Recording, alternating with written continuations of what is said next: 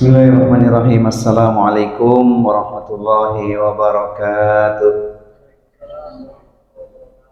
Alhamdulillah hamdan thayyiban katsiran mubarakan fih kama yuhibbu rabbuna wa yarda. Asyhadu an la ilaha illallah wahdahu la syarikalah syahadatan tunjina min adzabillah wa asyhadu anna Muhammadan abduhu wa rasuluh. La nabiyya ba'dahu ma ba'du. Qala Allah Ta'ala fil Qur'anil Karim wa huwa asdaqul qailin. Ya ayyuhalladzina amanu taqullaha haqqa tuqatih wa la tamutunna illa wa antum muslimun. Fa inna ahsanal kalami kalamullah wa khairal huda huda rasulillahi nabiyyina wa sayyidina Muhammadin sallallahu alaihi wa alihi wasallam. Kalimatus syukri alhamdulillah.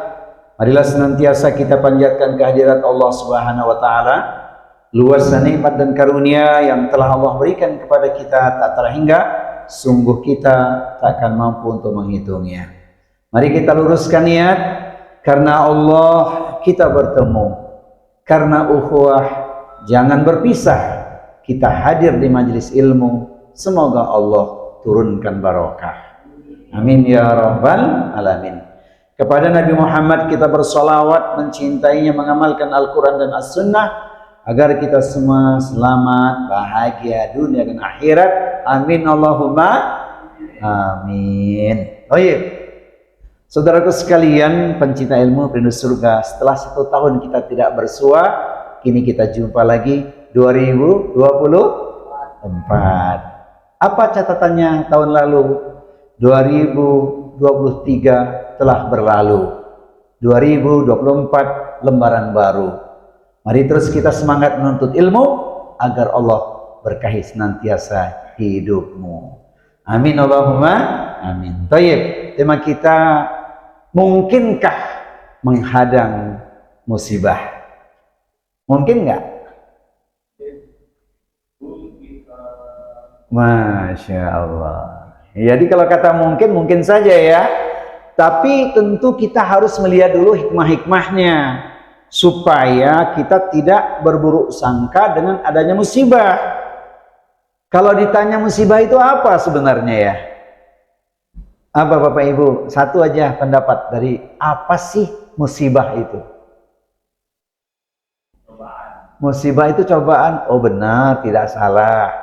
Ada yang mengatakan musibah itu cobaan, ada yang mengatakan itu ujian, tapi ada juga mengatakan itu hukuman, ya. Nah, ada yang mengatakan begitu. Tapi pertanyaan berikutnya, semoga kita sepakat menjawabnya, apakah semua musibah itu pasti buruk? Tidak. Tidak, atau belum tentu ya. Nah, jadi apa sebenarnya musibah itu? Secara umum dikatakan musibah itu adalah semua hal yang tidak menyenangkan yang menimpa manusia.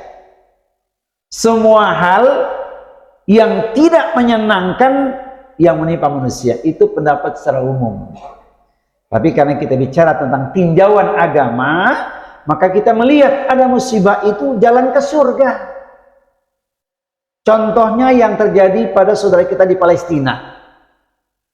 Terkini yang syahid syuhada itu sudah 22.000 lebih. Yang tertimbun, yang belum tahu datanya berapa banyak, Allahu a'lam. Yang sakit cedera yang diobati jumlahnya sudah di atas 60.000. Banyak yang meninggal dari syahid dan syuhada itu adalah anak-anak dan para wanita. Maka kita melihat kalau musibah itu dimaknai hanya sebuah keburukan, keliru besar. Ada yang bertanya, Ustadz, kapan Palestina itu akan menang? Jawabannya sederhana, mereka sudah menang di sisi Allah Subhanahu wa ta'ala. Tapi di mata manusia, tentu jawabannya belum. Bahkan masih bertanya juga, kapan Palestina itu akan merdeka? Perang sudah 75 tahun ya. Tapi hari ini mata dunia sudah terbuka. Bagaimanakah kekejaman laknatullah Zionis Israel itu? Mata dunia sudah terbuka. Faktanya masih ada hak veto yang dikatakan ini yang menghambat. Tapi kritik bagi kita umat Islam sederhana sebenarnya. apakah umat Islam sudah bersatu untuk menolong Palestina? Jawabannya belum. Tidak usah jauh-jauh, Uni Emirat Arab saja contohnya. Maka kita dengan upaya yang kita mampu melakukan sesuatu lewat donasi, lewat doa, lewat perhatian media sosial agar mata dunia makin terbuka dan banyak menyentuh hati orang-orang, termasuk yang dikatakan sebagai orang-orang kafir, tersentuh hatinya bagaimana melihat perjuangan saudara kita di Palestina. Saudaraku sekalian, kembali kepada tema kita. Jadi musibah terjadi sudah banyak ya, baik di negeri kita Indonesia, macam-macam bentuknya, tanah longsor, gempa bumi, yang paling besar dulu namanya tsunami, apalagi gunung meletus atau erupsi, kebakaran, kebanjiran. Kira-kira 2024 banjir ada nggak ya? Semoga ABC Alkalin tidak kena banjir, amin. Yang ada tambah barokah, amin. Allahumma amin. Ya, kita mengupayakan semampu kita. Baik. Jadi berbagai peristiwa itu sebenarnya ada pelajaran buat kita.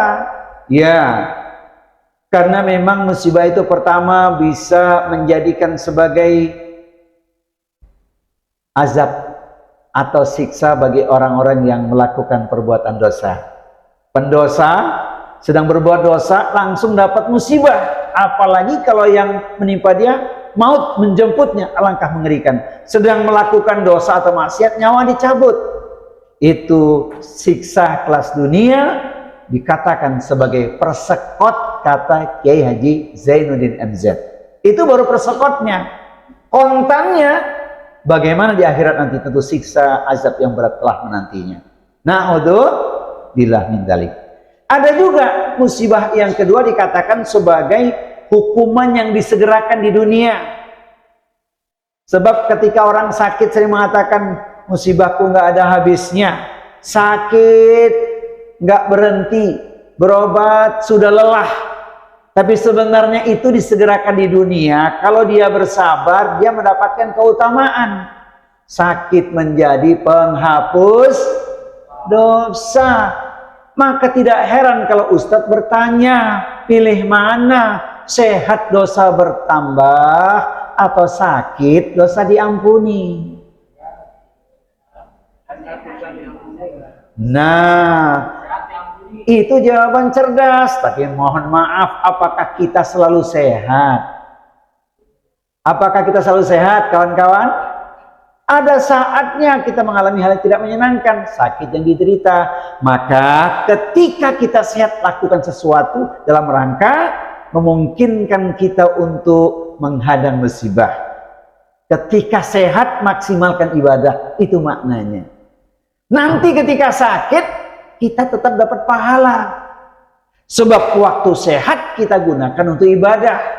Ibadah yang bentuknya macam-macam, baik ibadah mahdhah ataupun ibadah ghairu mahdhah. Sampai Nabi mengatakan, ta'arraf ilallah fi rakhai ya'rifka fi syiddati.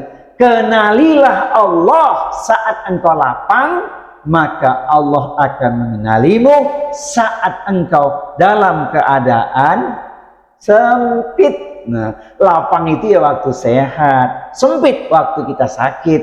Maka semangatlah terus kita menjaga ibadah kita. Kata orang bijak, salah satu ibadah yang luar biasa adalah kalau kita bisa memaknai kata Bang Jamal. Ada yang namanya Bang Jamal nggak di sini? Yang namanya Jamal ada nggak? Belum datang. Bapak Ibu tahu artinya Bang Jamal? Tahu artinya Bang Jamal? Bangun, jangan malas. Kata siapa, Bu? Kata Bang Jamal. Bang Jamal artinya bangun, jangan malas. Artinya tahajud tiap malam tidak dia tinggalkan. Itu luar biasa karakter ahli surga. 3 permohonan Allah akan kabulkan. Yang punya dosa minta ampun Allah ampuni. Yang punya persoalan Allah berikan solusi. Yang punya hajat kebutuhan, doanya Allah perkenankan. Rumusnya apa? Bang Jamal. Apa artinya? bangun jangan malas. Saya lihat semua di sini ahli tahajud ini. Amin ya. Bangunnya jam berapa tuan-tuan? Wih keren, jam 2. Ngapain? Jujur ya. Wah jam 3 mungkin. Kalau jam 2 biasanya tanda tanya itu. Alhamdulillah, yang penting dijaga tahajudnya. Jangan jadi beban, tapi jadikan kebutuhan dan kenikmatan. Masya Allah. Kalau itu sudah dilakukan dengan istiqomah, kalimatnya pun akan terasa di hati itu tenang gitu ya. Kalau nggak tahajud nggak tenang, ada resah dan gelisah. Yang suka tahajud akan berkata, malam yang indah, pagi yang cerah. Hati bahagia tak pernah resah, senang dan susah alhamdulillah, karena malamnya untuk ibadah. Hafal nggak? Nah, ini dia. Jadi yang kedua, boleh jadi musibah itu hukuman yang disegerakan di dunia, tapi di akhirat dia dapat keutamaan. Jadi sakit jangan risau, cuman jangan salah memaknai dengan sakit ya.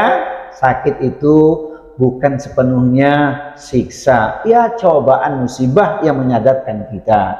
Dulu waktu sehat malas ibadah, waktu sakit baru ingat. Baik, nah puncaknya dari taklim kita siang hari ini, karena waktu yang sangat terbatas berkaitan dengan tema kita, mungkinkah menghadap musibah? Sesungguhnya musibah itu meninggikan derajat seorang hamba. Nah, sekaligus kita bermohon pada Allah agar kita dihindarkan dari berbagai musibah. Bagaimana caranya? Bersabarlah dan tetap beribadahlah. Kata Allah di Al-Quran, suratnya surat yang ke-13, surat 13 Ar-Ra'du, ayatnya nomor 23-24, karena kesabaran bukan cuma ditinggikan derajat, tapi dimasukkan ke dalam surga. A'udzu billahi samii'il 'aliimi minasyaitonir rajim.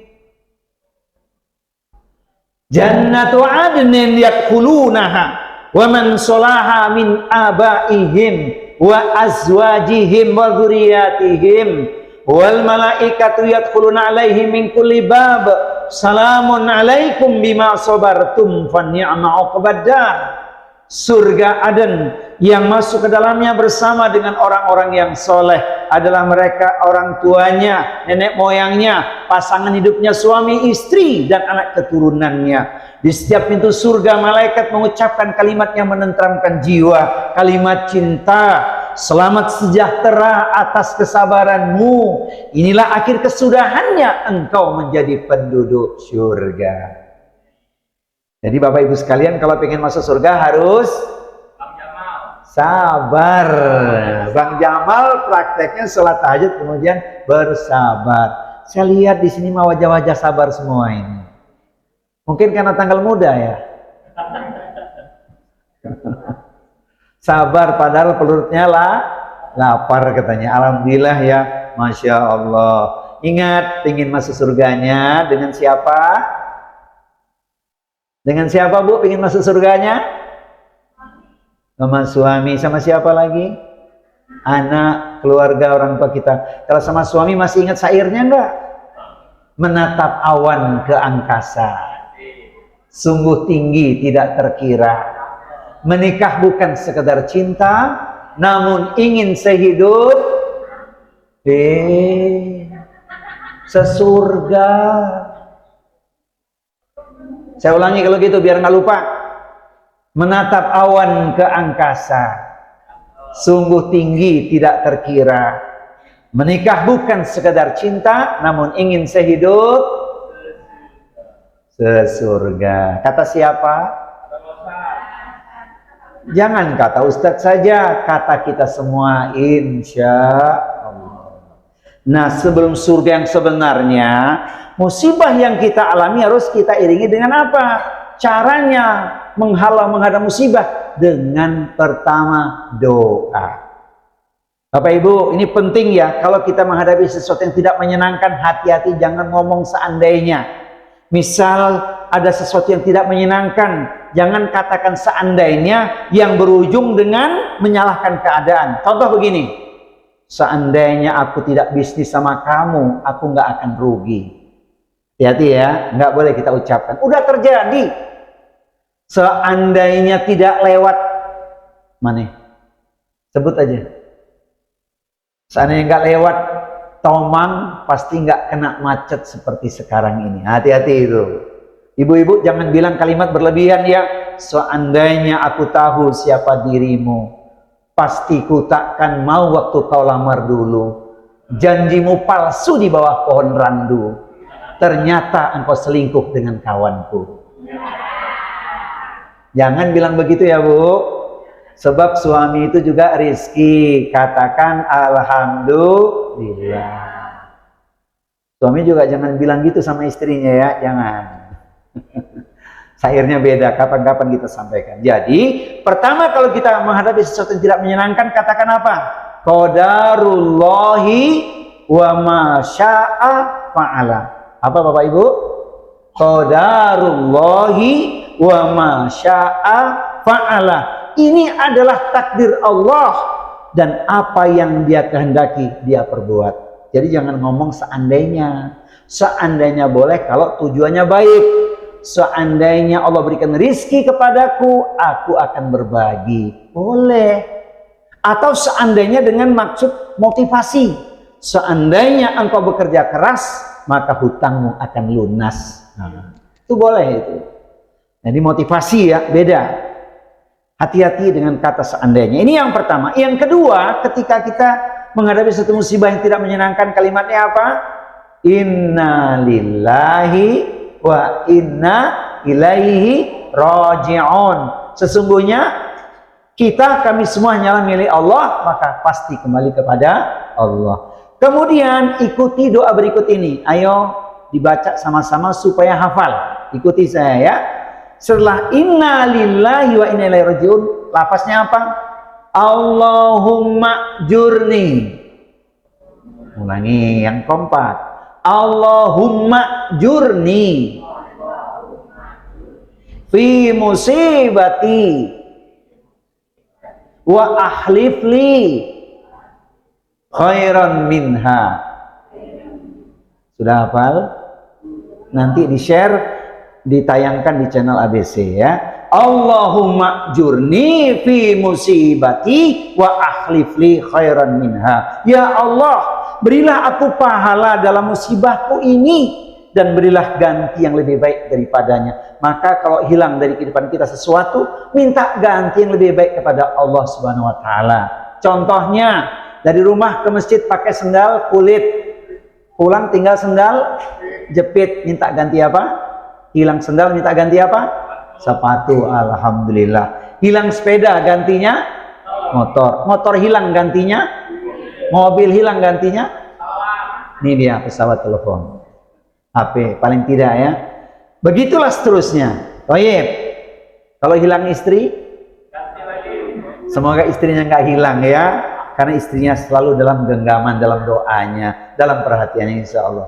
Bu, suami hilang, semoga cepat pulang, gitu loh. Baik. Kemudian doa yang berikutnya, ini penting agar kita terhindar dari bala. Ikuti saya. Allahumma inna na'udzubika. Ayo yang kompak. Allahumma inna na'udzubika min jahdil bala'i wa darkis syaqa'i wa su'il qada'i wa syamatatil a'da'i. Ya Allah, sesungguhnya kami memohon perlindungan kepadamu dari bala atau bencana, kesukaran hidup, buruknya takdir, serta hinaan dan cemoohan orang-orang yang memusuhi. Ini agar kita terhindar dari bala. Baik. Jangan lupa zikir pagi, zikir petang, bacalah doa perlindungan juga. Bismillahilladzi la yadurru ma'asmihi syai'un fil ardi wala fis samai wa huwas samiul alim.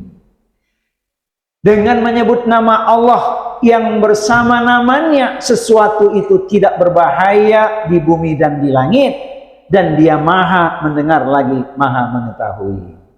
Nah, ini diantara doanya dibaca saat zikir pagi 3 kali, zikir petang 3 kali. Begitu juga ketika kita dalam keadaan sedang sendirian, misal di kereta, di bis atau di jalan, ada sesuatu yang tidak nyaman, hati kita tidak tenang, merasa ada diperhatikan orang atau dikuntit orang, baca doa ini ya, supaya kita senantiasa dilindungi Allah. Bismillahilladzi la yadurru ma'asmihi syai'un fil ardi wala fis samai wa huwas samiul alim.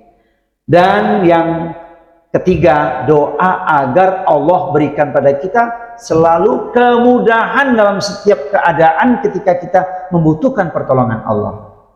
Ayo ikuti saya. Allahumma la sahla illa ma ja'altahu sahla wa anta taj'alul hazna idza syi'ta sahla. Ya Allah, tidak ada kemudahan kecuali yang Engkau buat mudah, dan Engkau menjadikan kesedihan atau kesulitan jika Engkau kehendaki pasti akan menjadi mudah. Ini doa dalam setiap keadaan ketika kita membutuhkan pertolongan Allah Subhanahu wa taala. Jadi, mungkinkah kita menghadang musibah? Mungkin. Dengan apa? Dengan kekuatan doa dan amalan-amalan yang kita lakukan. Kita akan berjumpa di lanjutan yang kedua nanti. Ini bagian yang pertama. Ada amalan-amalan lain.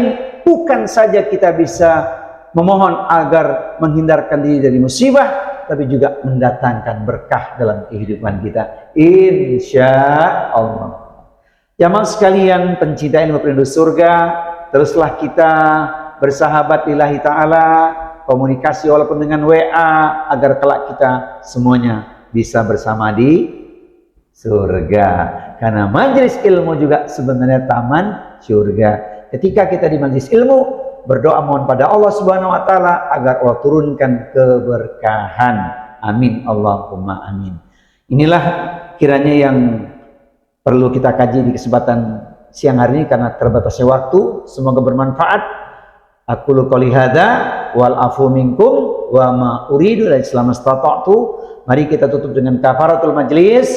Subhanaka Allahumma wa bihamdika asyhadu an la ilaha illa anta astaghfiruka wa atubu ilaik. Wa akhiru da'wana alhamdulillahi rabbil alamin. Mohon maaf lahir dan batin. Wassalamualaikum warahmatullahi wabarakatuh.